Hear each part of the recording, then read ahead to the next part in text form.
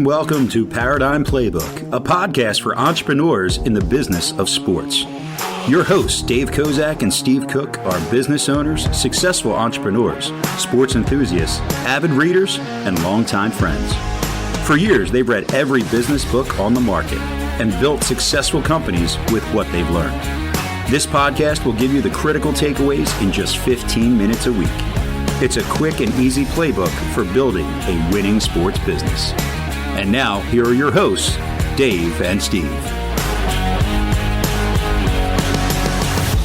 Hey, everybody. Welcome back to Paradigm Playbooks podcast. I'm your host, Dave Kozak, alongside my co-host, Mr. Steve Cook. Morning, Dave. It is a good morning, Steve. It is.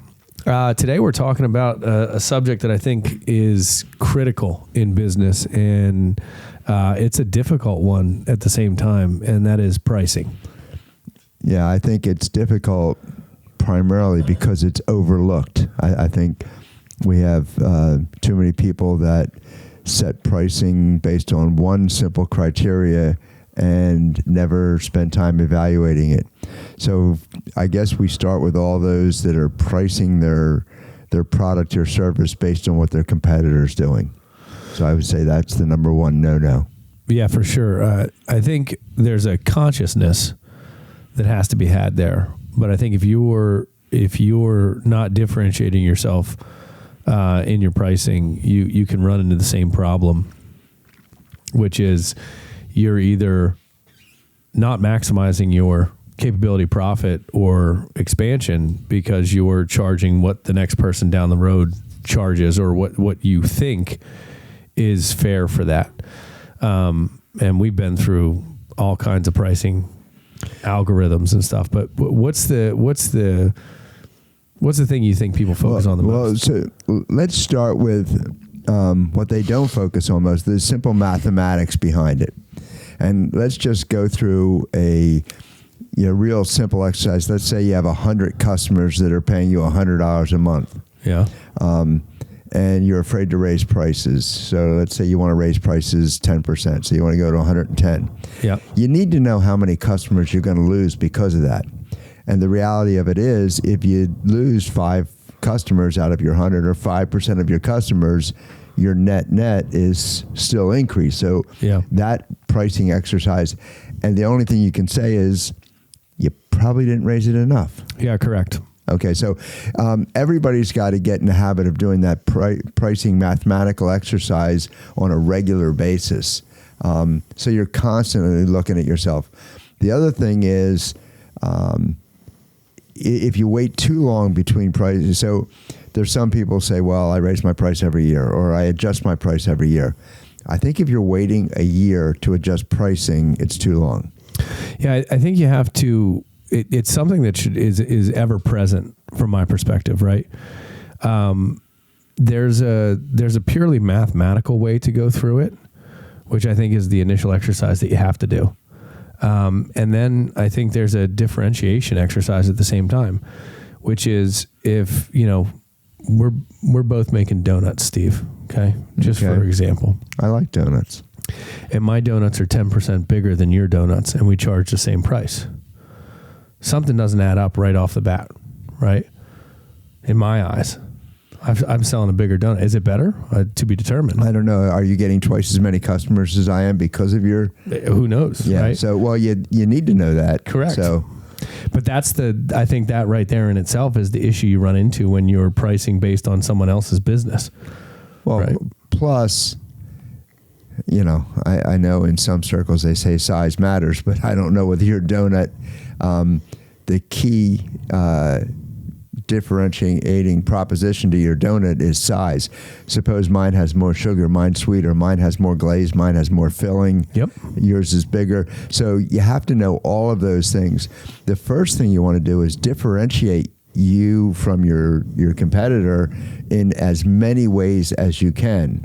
For sure. And then set your pricing off to where, it's like the simplest thing is what people say, we charge what the market will bear, which is true in some instances. But in the sports business world, we have this crazy thing where people, you talk to 100, 99 are going to tell you, I'm not in this for the money.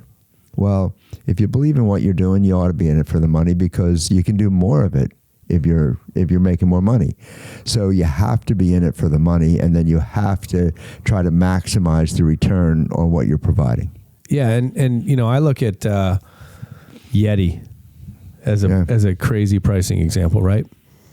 If you would have told people 10 years ago that they'd be buying water cups that cost $40, mm-hmm. You think many people would have believed it? No, but those same people wouldn't have paid $6 for a cup of coffee. Well, fair enough, right? And so you have this inflationary thing going on at the same time. But I think the key in pricing, and I want to talk about how, so I have different services, and then I also have an insurance practice. And so in the insurance world, everybody knows they get rate increases, mm-hmm. right? Yeah, you get your home on auto insurance policy and your price went up. From the agent side, is that a bad thing, Steve? No, I guess it depends on how much of it the agent is getting, so I don't know what the split is. Let's just say agent gets 10%, period. So price increases, no. Unless it's cost new customers, no. Correct. And so then you have to worry about your retention numbers and how many clients do you retain, et cetera, right? So that's one where that price is set by accidents and pays and claims and all that stuff, right? So on the one business side, a price increase for me, I may have to do a little bit more customer service to retain clients and to make sure that we keep them, but it's essentially a raise, right? Yeah. And so you want to look at it, and the more it's announced in advance and the customer knows it's coming, yep. You can get away with it. So I think for every service, it's a different increase, and it's a different. So if you're running financial services, your broker fees may raise less than your insurance premiums. But in the sports world, we tend to put everything together and then say, okay, we're going to raise it. We can't raise it 5%, so we're going to raise it 3%. Yep. Well, in reality, your costs are probably up 3%. So you're giving yourself nothing. And if you're working for status quo, you're making another mistake. Yeah, without question. And so the big kind of, and I want to talk about the college side of the business, because we have a straight service that you buy, right? Mm-hmm. You buy the service, you get SAT prep, you get counseling, you get all that stuff. And so for us trying to figure out how to price it has been a battle from day one. And you can go on that, like what the market will bear concept for a minute, right? And let's say, to get a good SAT program, you spend $1,200. To get some private counseling, you spend another $1,000. You're at $2,200 right there just to get two services out of the college suite. And then do people do financial aid forms? Well, we do. I don't know that there's not a lot of companies out there that do it. So we add another premium for that. The question has always been, are we charging enough? Never has it been, are we charging, are we priced right for the market? But that comes back to promotion at the same time, right? How do you promote the product that you are selling? And so one of the things that we've gone down in the last 6 months is really understanding our cost accounting to say, well, if we're going to charge $2,000 for a college services, what does it actually cost for us to perform that college service, taking in the entire expense of the company? And oftentimes it comes out where you think you're profitable, but you're break even or worse, because you think the market has this elasticity or not even elasticity, but it has this cutoff where they're not going to pay for those services any longer. And so one of the things that we did at the origin was try and figure out, hey, what does it actually cost for us to deliver this? Well, in doing that, we didn't take in all the expenses. We took in the cost to perform the activities. Well, those activities are governed in some regards by the CRM systems and the overheads that exist to be able to perform that stuff. So you have to really understand the accounting to make sure that you're covering in a good sense. And I think we do it a lot where we add to the overhead without calculating it into the price. So, we need a better waiting room. We need more parking. We need to, so we're adding to our overhead costs which is a benefit to the customer and has to be part of the formula. But you're right. If you don't take the time to do that. So I think, Starbucks has done a magnificent job of identifying what they're really selling. And they're basically down to the point where they're selling atmosphere. And you get a cup of coffee with it, but it's the atmosphere that they're selling. So I saw a simple exercise that started out with one person saying, what's the cost of a Coke? And so, like, if I'm sitting in a luxury hotel somewhere and I go to the bar and I want a Coke, it's going to be $8, and I get a 10-ounce Coke. But if I go into a local diner, that same Coke is only $4. And if I get it out of a machine, it's $3. And if I go to Walmart and buy a case, I'm paying 75 cents. And if I go to, certain hotels or restaurants, it's on tap and it's free. So what is the cost of a Coke? So I think everything you do has a environment cost added to it, and you can't be afraid to sell that. If your sports facility, here's a good example. At Grand Slam, our facility, we sell batting. You basically can come in and bat. And there's a lot of people that do it a lot cheaper than we do. Now, the only difference is at the other place, after you hit the balls, you have to pick them up, put them in a bucket, take them, and feed them back into the machine. You don't have to do that. So what are we charging for convenience? Well, I can honestly say that I give tokens away for free, and I charge you $3 for the convenience of not having to pick up the balls. So I think all of those things, that's just like Starbucks or anything else. You have to figure in the surroundings. Yeah, no, without question. And, there's also a scarcity of operated batting machines the way you have it, right? So you can't, tell me where the next one is. The beach? Yeah, there's on the boardwalk, and there's some around, but there's a high cost of maintenance of that again, something else that has to be in it. When that pitching machine breaks down, we have to fix it, and we have to pay for the person that's fixing it. Whereas if you're, feeding the ball in and it breaks down, you got to figure out how to get it working again. So there's a lot of differences, but I think too often we get in a position that says, let's take dance school. A dance school, let's say they're charging, if you break it down, let's say it's $25 per lesson. And I don't know that. So people in the dance business don't call me. I don't know. But let's say it's $25 a lesson. And then you haven't figured in, why is it 25 for dance and say 20 for gymnastics or 18 for baseball? There's no less of an expertise in the instructor. Yeah. In dance, to operate that business, there's a lower overhead than there is in gymnastics or baseball or some of these others. So if you're not figuring those things in, and I don't know that dance is a higher priced, product, but I would think it is. Well, and I think you when you're talking dance, gymnastics, athletic facilities, now you're bringing insurance costs into all of it. You're bringing there's a startup cost, and then there's a carrying cost, right? And so if the initial acquisition of equipment is X dollars for one or the other, or the setup, you've got to put that in the long-term pricing model that you're putting out, right? Which then, arguably, if you take all the costs associated with it, you build out the long-term pricing model, then you work backwards to how many people you have to have walk in your studio to know, hey, I'm covering and I'm doing it in a profitable fashion. And so it's like an exercise of going down the line and coming back. So, for instance, let's say you had to replace your entire batting cage system, a catastrophic failure. Well, at $3 today, you're operating, your machine runs. Right. You've got it built in to fix it here and there, buy equipment, get parts, labor, stuff like that.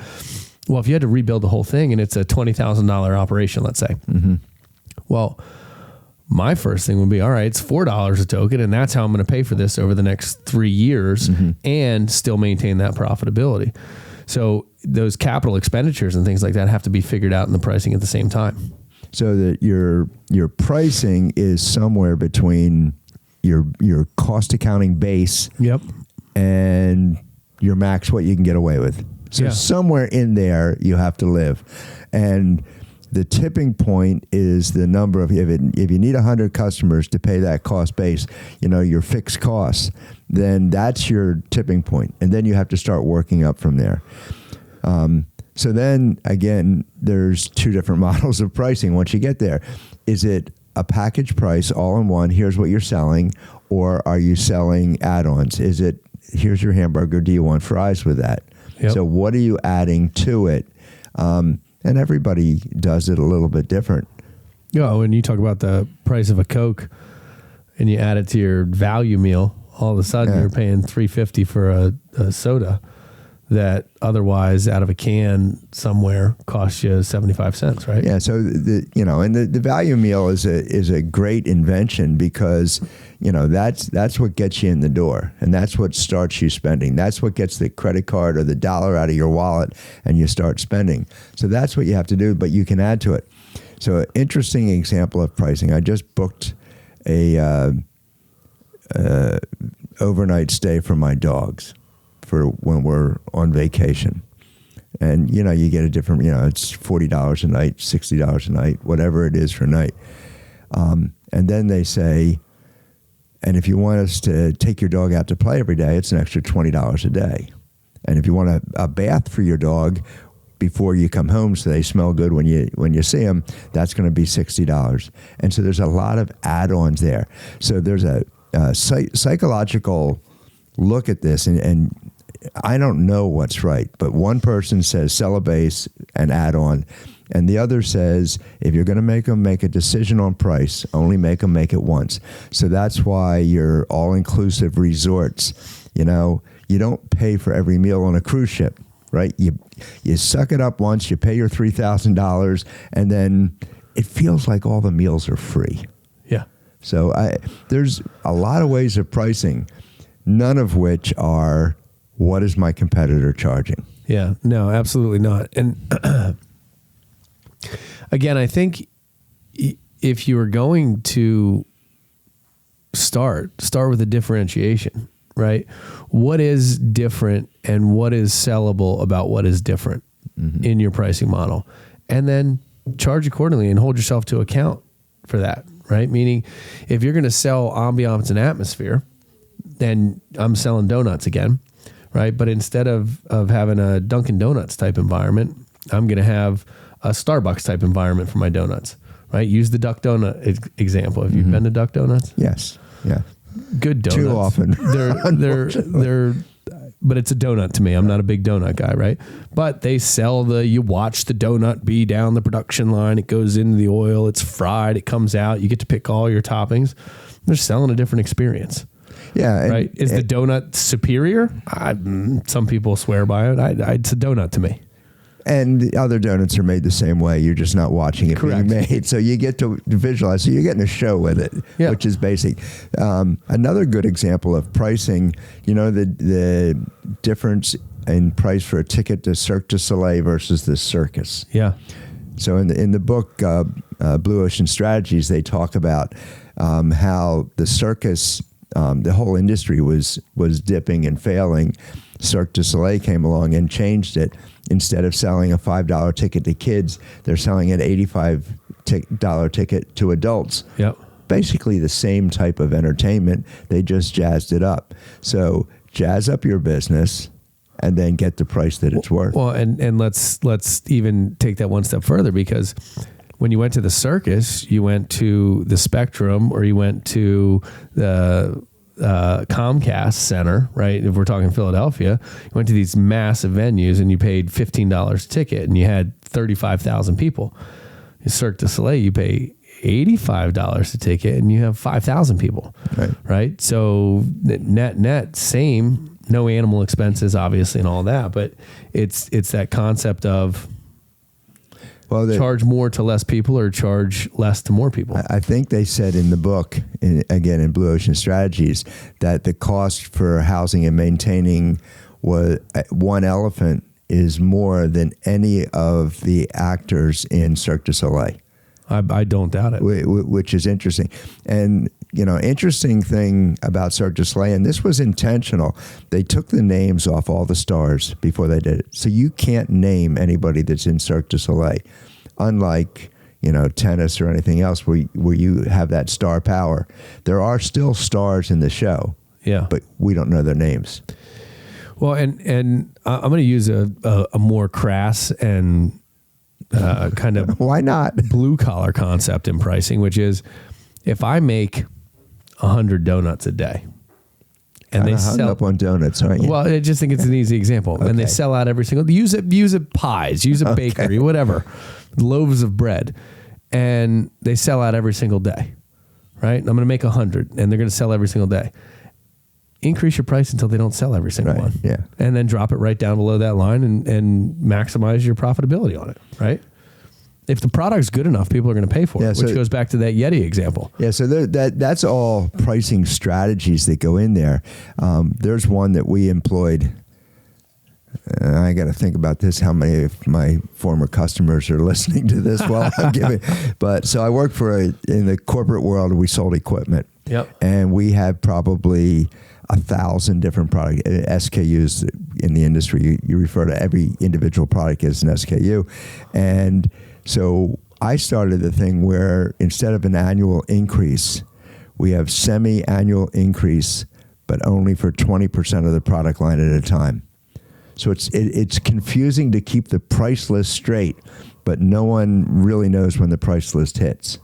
Because and now in a digital world, you can do this because the price list is kept online. It's not a hard copy, formula. So, and if you look at it, and I really believe that the pandemic was the key educator. This is probably one of the best takeaways from the pandemic is everybody started evaluating their pricing. So how many restaurants do you go in now where they don't put the menu on the table? They give you a QR code and you get it on your phone. And that, they say, is to make it easier for you, to make it more convenient, or allows them to change their pricing daily. Yeah, instantaneously. So think about it is coffee, and you don't know this because you don't follow close enough, but coffee may be cheaper on Saturday because Starbucks isn't as crowded.